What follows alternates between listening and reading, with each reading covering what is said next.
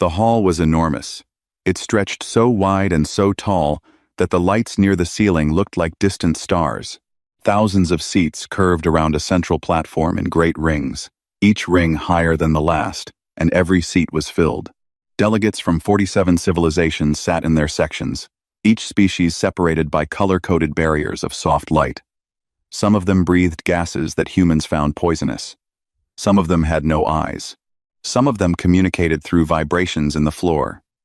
But all of them were here today for the same reason. They were here to deal with the humans. The Grand Conclave of the Galactic Senate met once every 3 standard years. Today's session had been called early. That alone told everyone in the chamber how serious the matter was. Emergency sessions were rare. The last one had been called when the Drath Collective had tried to claim 3 star systems by force. That crisis had taken 11 years to resolve. This one, the Senate hoped, would take less than an hour. Elder Sekthal moved to the central platform slowly and with great ceremony. He was tall for a Vashari, his body long and smooth like a column of dark glass, his 4 eyes each pointing in a different direction. His kind had been part of the Senate for over 6,000 years. He had personally sat in this chamber for 212 of them. He had seen empires argue, collapse, and beg. He had watched species join the Senate, and species leave it. He believed, with every part of his ancient body, that he understood politics better than almost any living creature in the galaxy. He looked down at the human section and felt something close to pity. They had been members for only 31 years. 31 years was nothing. It was barely a breath. Most species spent their first century in the Senate simply learning how to speak properly in formal sessions. But the humans had not spent their time learning. They had spent it building ships, weapons, platforms, systems. In 3 decades, they had assembled the 3rd largest military force in the known galaxy. The species ranked 1st and 2nd had taken thousands of years to reach that point. Humans had done it in 31 years. That was the problem. That was why the chamber was full today. Sekthal began to speak. His voice moved through the translation system and came out in 47 different languages at once, each delegate hearing their own tongue. He spoke about peace. He spoke about trust. He spoke about how the galaxy had spent long centuries building a fragile but real stability, and how that stability depended on no single species holding too much power. He was careful. He never said the word humans with hostility. He never accused them of anything. He simply painted a picture of a galaxy in balance, and then he painted a picture of what happened when that balance was disturbed. Everyone in the chamber understood what he was really saying. The resolution was called the Unilateral Disarmament Resolution 7. It had been written over the course of 2 years by a committee of 9 species, and it had been reviewed, adjusted, and quietly agreed upon by 46 of the 47 Senate members before today's session. Everything that happened in the chamber today was already decided. The vote was a formality. The debate was a performance. The only thing the Senate genuinely did not know was how the humans would react when they heard the result. Ambassador Priani sat in the human section and listened. She was a small woman by human standards, and she looked even smaller in the vast chamber, surrounded by creatures twice her height and 10 times her mass. She had dark hair cut close to her head, sharp eyes, and the kind of face that gave nothing away. She had been Earth's chief diplomatic representative for 9 years. Before that, she had been a negotiator in conflict zones on 3 different continents during the last period of serious unrest on Earth. She had sat across tables from people who wanted her dead and smiled at them. She was not afraid of Sekthal. She was not afraid of any of them. She listened to the entire speech without moving. When the elder finished, the chamber filled with the sounds of 46 species, signaling approval in their various ways. Vibrations, lights, gases, sound pulses. Then the vote was called. It went exactly as expected. 46 in favor. 1 abstention. The humans did not vote against it. They simply did not vote. That confused several delegates. Voting against it would have been defiance. Voting in favor would have been submission. Not voting at all was something else, and no one was quite sure what.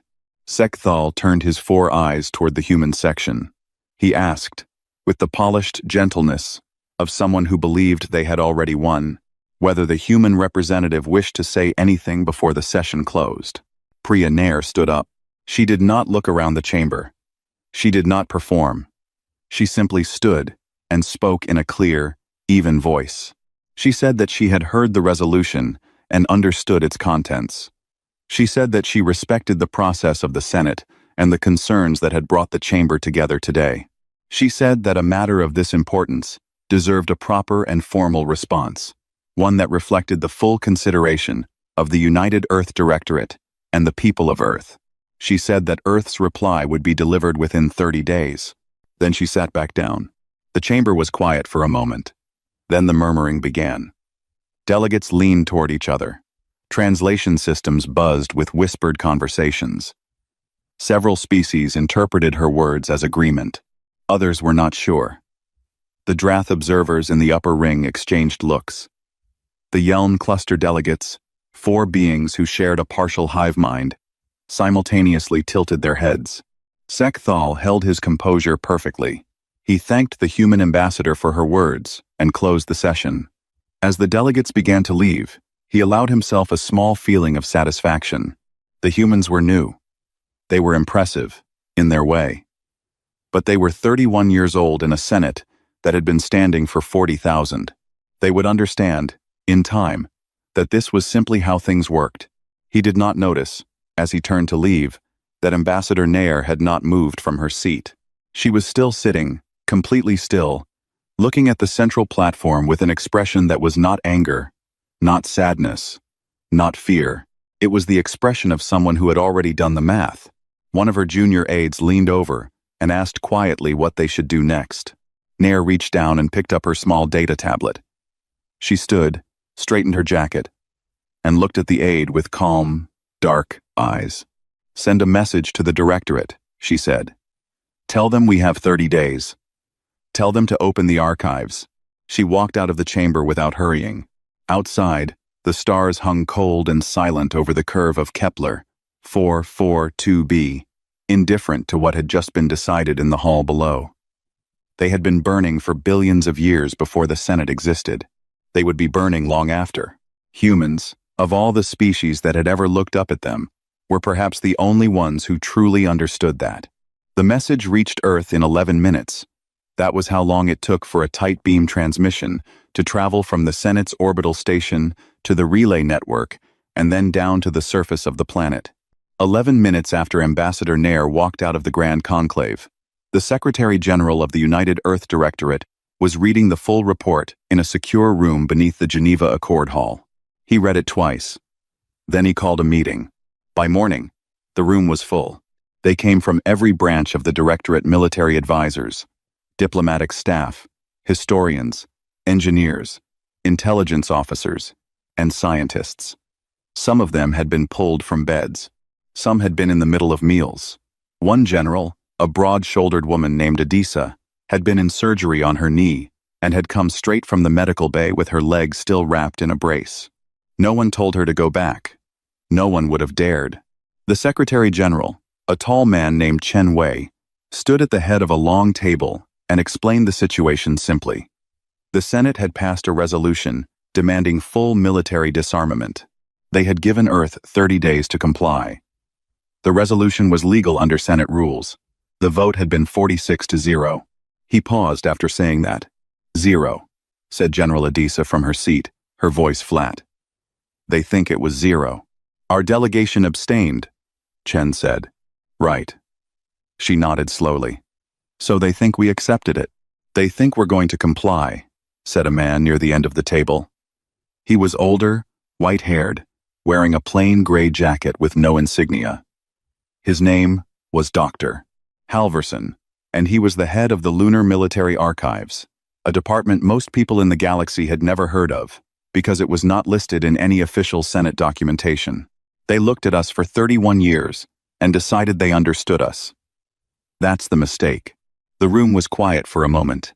Chen looked around at the faces at the table. These were not people who panicked. They were not people who gave speeches about glory or made dramatic declarations. They were the kind of people who had spent their lives inside the machinery of human survival, maintaining the systems that kept 240 billion people across 12 star systems alive and safe. They understood complexity. They understood patience. And they understood, better than almost anyone, what humanity had come from. Let's talk about what we're actually dealing with, Chen said. Dr. Halverson, give them the history. Halverson stood up and moved to the main display at the center of the table. He pulled up a timeline. It started a very long time ago. He did not begin with spaceships or star systems. He began with ice. He talked about a period in Earth's ancient past when the planet had grown cold, and the human species had been reduced to a few scattered groups, trying to survive in a world that was trying to kill them. He talked about how humans had not gone extinct, even though the numbers at the time had been terrifyingly small. He talked about the diseases that had swept across continents in later centuries, killing millions, and how the survivors had not collapsed but had rebuilt, faster and more determined each time. He talked about the wars, not just one or two, dozens of them. World wars, civil wars, resource wars. He talked about how humanity had invented weapons capable of ending all life on Earth, and had then lived with those weapons pointed at each other for decades without using them. Not because they couldn't, but because enough of them had understood the cost. That kind of discipline was not natural. It had been learned the hard way, through burial grounds and burned cities and the specific, quiet horror of knowing what you were capable of.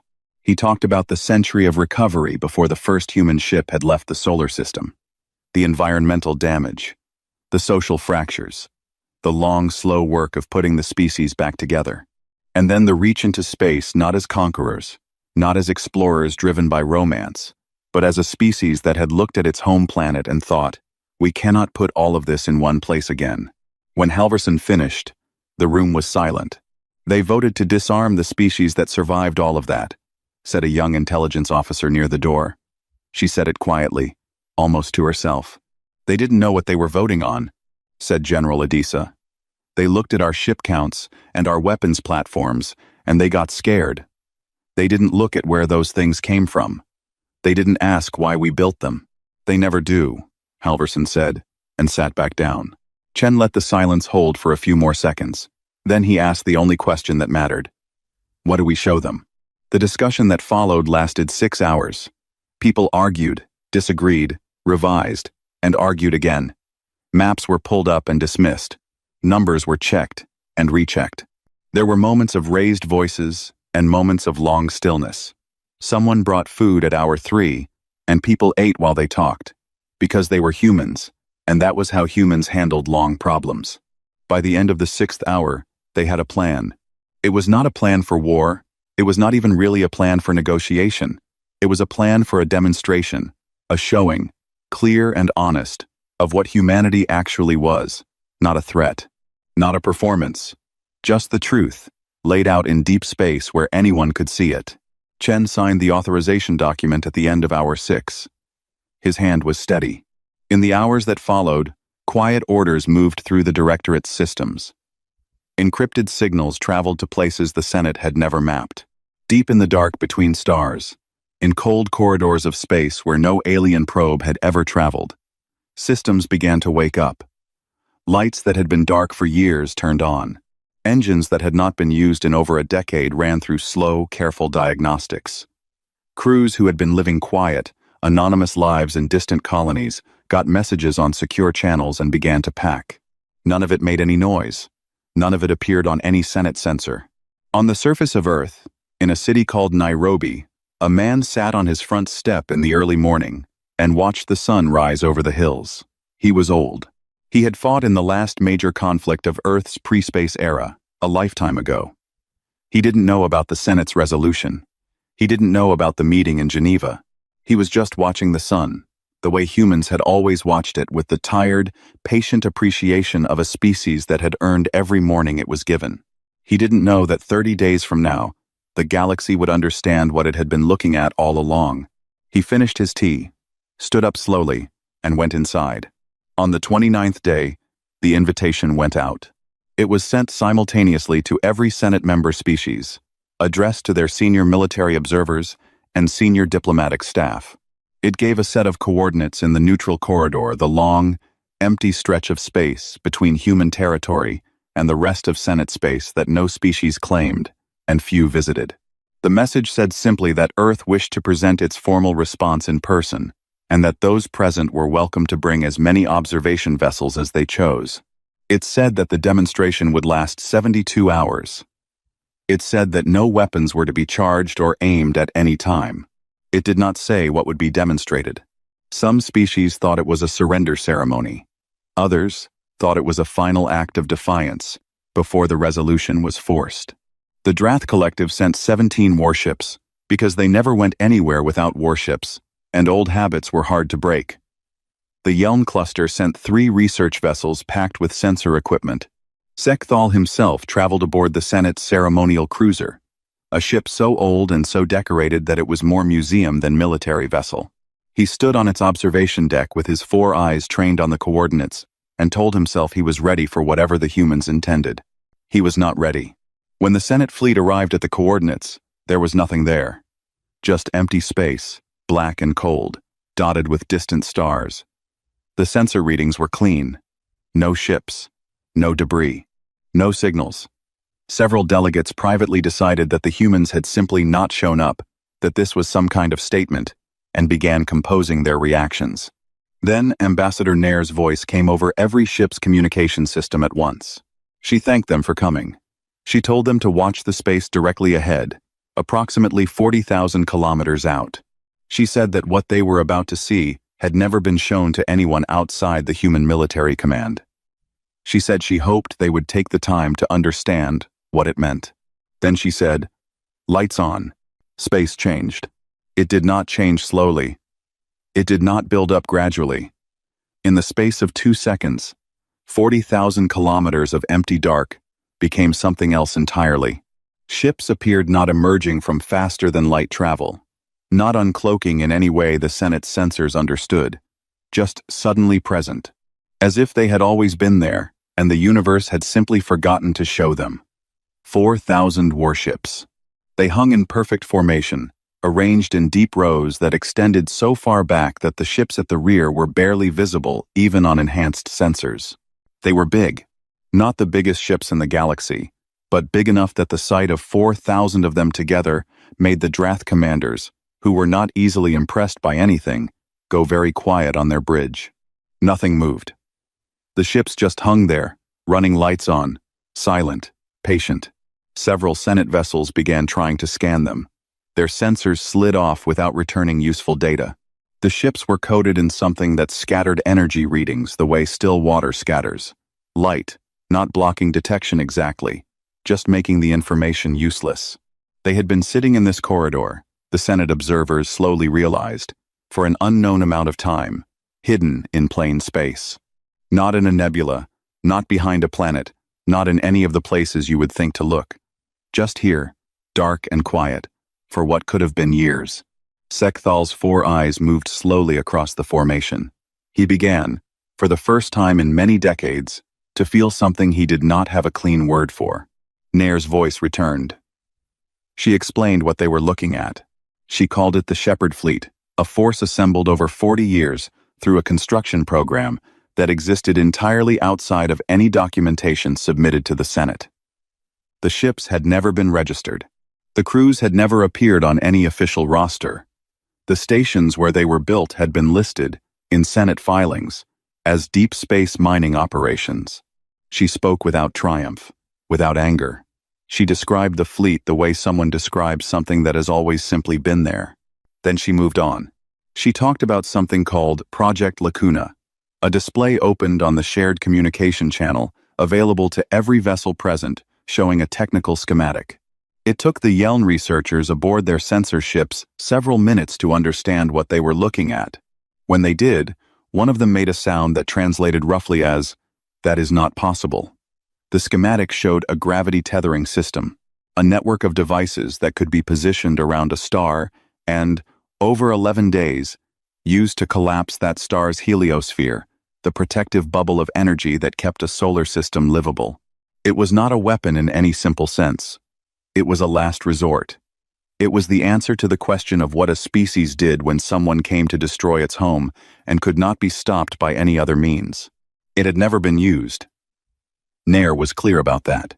She hoped, she said, that it never would be. Then came the third part of the demonstration. And this was the part that changed the room, not just the observation decks of the Senate ships, but something deeper, something harder to name. Nair began reading from a list. She read slowly, clearly, and without commentary. The list contained 43 entries. Each entry described an incident: a raider fleet that had vanished in deep space, a biological weapon that had been released into a Yelm colony's water supply and then neutralized before it spread, the source of the neutralization never identified, an asteroid, 3 kilometers wide, that had been on a collision course with the Vos Hari homeworld 60 years ago and had quietly changed trajectory 11 months before impact, with no record of who had moved it. 43 incidents. Every one of them a threat to a Senate species that had been resolved without explanation, without credit, without any communication from Earth.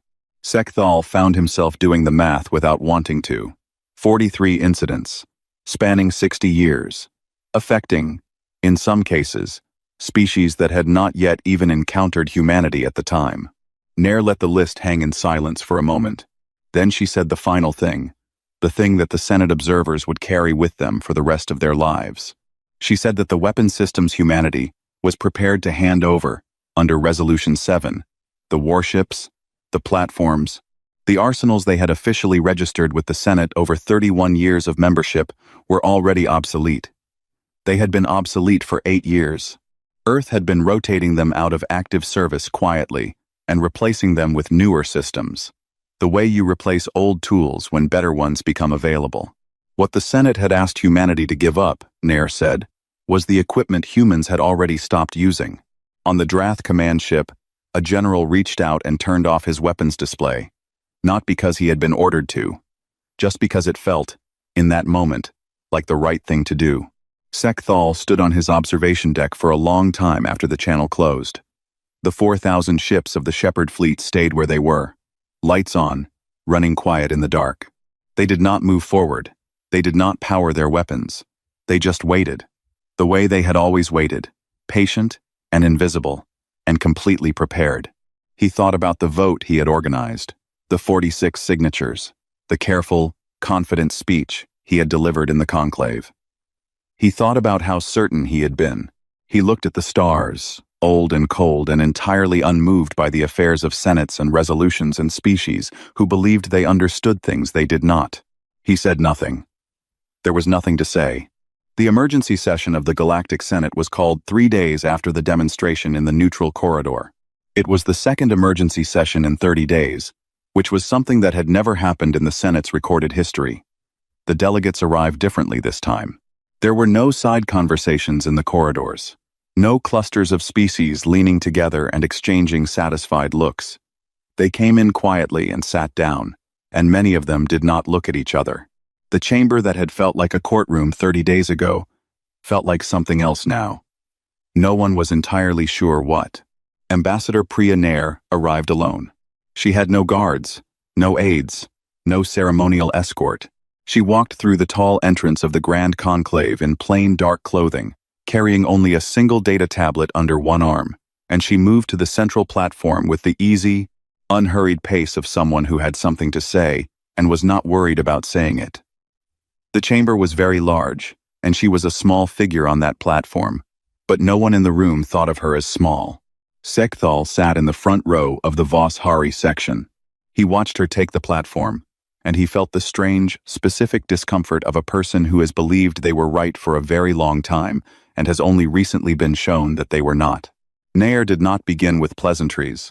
She did not thank the Senate for assembling. She looked around the chamber once, slowly, as though making sure she had everyone's attention, and then she began. She said that she had been asked 30 days ago to deliver Earth's formal response to Resolution 7. She said she would do that now. She held up the data tablet.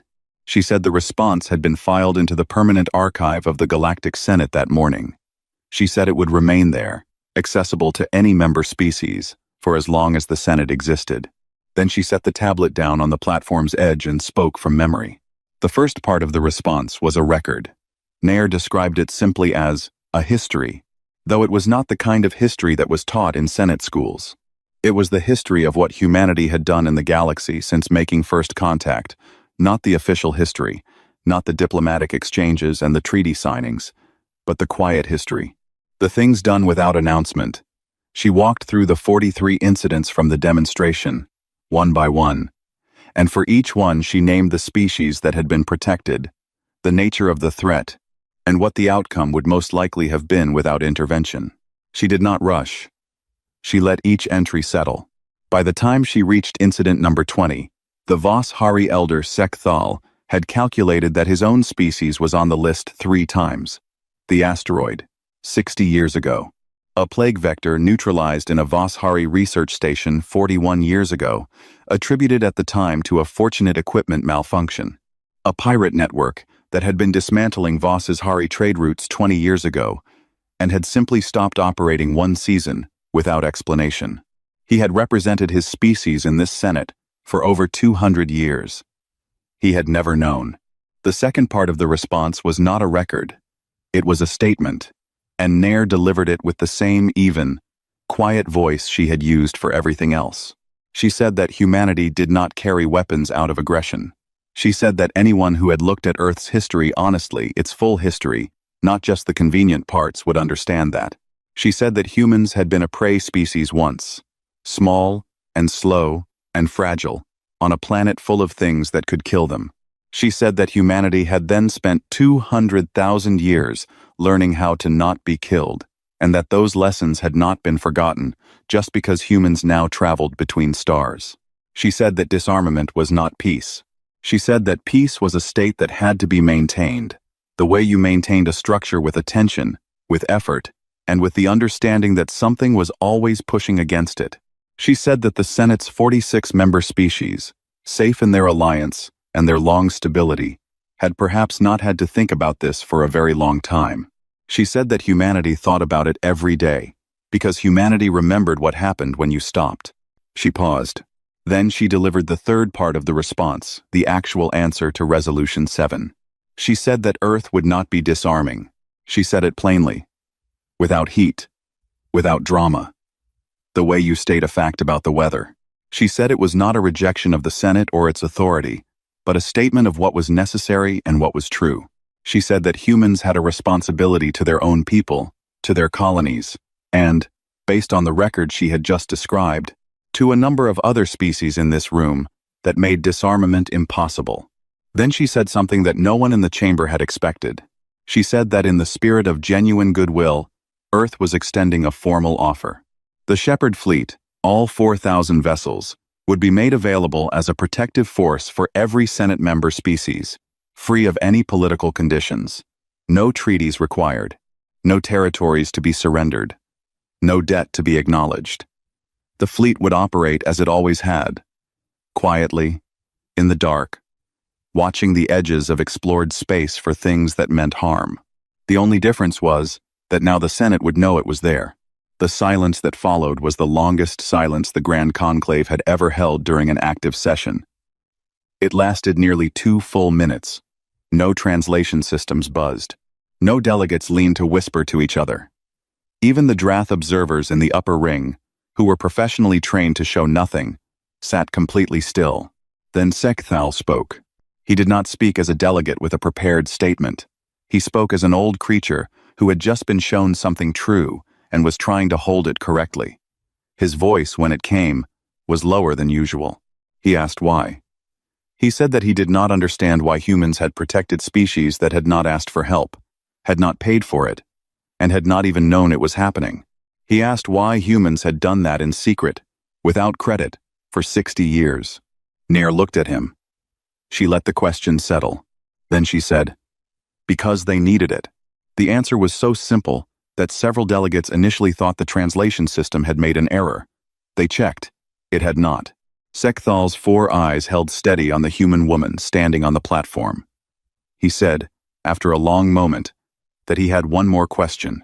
He said that he had spent 2 years working on Resolution 7, and that he had been sure, completely, professionally sure, that he understood the situation. He said that he now understood that he had not, and he asked how that was possible. How had humanity hidden so much for so long? Nair picked up her data tablet from the edge of the platform. She looked at the old Voss's Hari with something that was not quite a smile. It was more like patience, the specific patience of a person who has answered a simpler version of this question many times before. "You never asked us what we were," she said. "You looked at our ship numbers and got scared. That's not the same thing." She stepped down from the platform and walked out of the chamber. The 47 species of the Galactic Senate sat in the silence she left behind. Outside the Great Hall, the stars continued their slow, ancient burning. The same stars that had watched humans scratch at frozen ground 1,000 centuries ago. The same stars that watched them now. They had not changed. The humans under them had simply learned, over a very long time, how to look back. 1 year passed. The galaxy did not change the way explosions change things suddenly, visibly, with smoke and fire. It changed the way understanding changes things slowly, in small moments, in private rooms, and long silences. In the questions people started asking that they had never thought to ask before. Sekthal sat at his private desk on the Voss Hari homeworld and wrote in the journal he had kept for over 2 centuries. He had filled many volumes in that time. Wars, treaties, births of alliances and deaths of them. The long rhythm of galactic politics that he had watched and participated in since before most current Senate members were born. He was not a sentimental creature. He was practical, careful, and proud of his accuracy. He wrote facts, not feelings. But the entry he wrote on the 1-year anniversary of Ambassador Nair's address to the Senate was different from his others. He wrote about the asteroid, the one that had changed course 60 years ago. He had been young then, young for a Voss's Hari, still learning the Senate's procedures. He remembered, distantly, that there had been a brief period of concern in the scientific community before the asteroid changed trajectory, and then relief.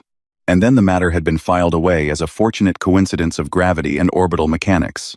No one had questioned it deeply. No one had wanted to look too closely at good luck. He wrote, "The greatest error was not the vote. The vote was simply the moment the error became visible. The error was older. It was the assumption, made very early, that we already knew what humans were." He closed the journal and sat for a long time in the quiet of his study. He was trying to think of how many other things he had not known, how many other events in his 2 centuries of careful record-keeping had looked like one thing and been another. He did not find the thought frightening. He found it humbling, which was not a feeling he had experienced very often. He picked up the journal again and added one more line. He wrote, "We have been safe for a very long time. We forgot what made us safe." Across the galaxy, in a Voss's Hari diplomatic office on a space station near the edge of Senate territory, a young woman named Thessaly was reading. She was 23 years old, and she had just been assigned her first posting as a junior attaché. She was supposed to be reviewing trade filing procedures. Instead, she was reading a document that had been filed in the Senate's permanent archive 1 year ago and had since been downloaded more times than any document in Senate history. It was Earth's formal response to Resolution 7. She had already read it 4 times.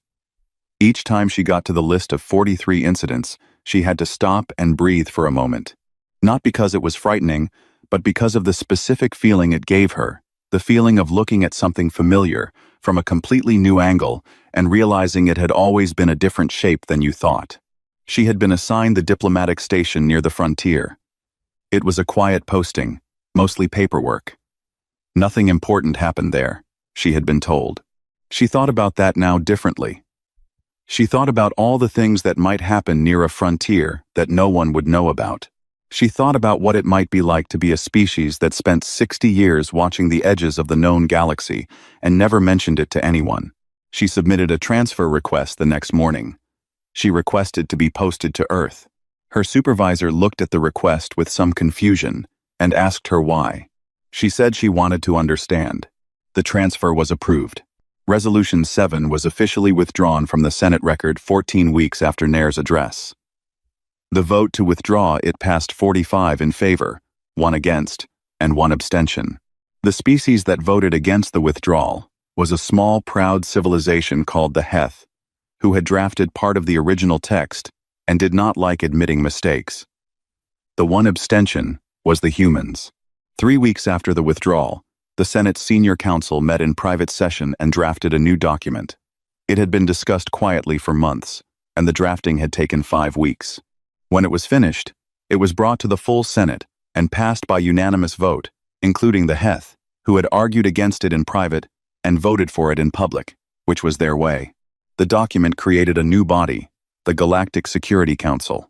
It was meant to handle the kinds of threats that fell outside normal Senate jurisdiction: radar activity in deep space, biological hazards from uncharted systems, the slow, creeping dangers that did not announce themselves with flags and formal declarations.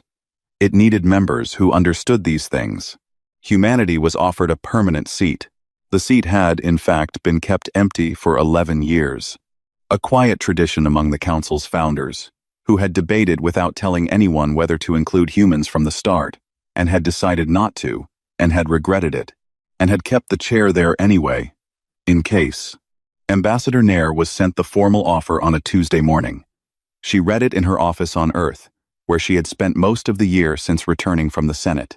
She set the document down on her desk and looked out the window at the city below, a city that had been rebuilt twice in its history, burned and replanted, that had lost half its population to disease in a century-long past, and had come back, that had been the site of the treaty that ended Earth's last major war, that was now a place of parks and streets, and ordinary people moving through ordinary days. She thought about the chair that had been empty for 11 years. She signed the acceptance document and sent it. On a colony world near the frontier, a girl named Yara was sitting on the back steps of her family's home, watching the sky darken. She was 8 years old. Her mother came out and sat beside her, and they both looked up at the stars as they appeared, one by one, in the deep blue above the hills. Yara had heard, at school, that there had been some kind of big meeting with the alien governments. She did not fully understand it. She asked her mother what had happened, in simple terms, the way children ask things. Her mother was quiet for a moment. She was a plain woman, not a diplomat, not a soldier. She repaired machinery for a living, and she was good at it. She thought about what to say. She said that the other species in the galaxy had gotten scared of humans and had tried to take away the things that kept humans safe. She said that humans had explained why that was not going to happen. She said that in the end, everyone had understood each other a little better. Yara considered this. Then she asked the question that had been in her mind since the teacher mentioned it. She asked, "Why were they scared of us?" Her mother looked at the stars. The frontier sky was very clear this time of year, no clouds, and you could see more stars than usual. They had been looking at those same stars since before they could name them. She said, "Because they looked at everything we have been through, everything we have survived, and they realized we are still here. That is a difficult thing to look at if you do not understand it." Yara thought about that. Then she said, "Do we understand it?" Her mother put an arm around her. She said, "We're the only ones who do." They sat there together as the stars came out, filling the sky above the frontier world. Ancient light, patient and unchanged. The same light that had fallen on the very first humans who ever looked up and wondered what was out there. They had wondered long enough. They had looked long enough. And somewhere out among those stars, 4,000 quiet ships moved through the dark, watching the edges of the known world, saying nothing, keeping the kind of vigil that only a species with very long memory and very deep scars truly understood. Not because anyone asked, because someone had to.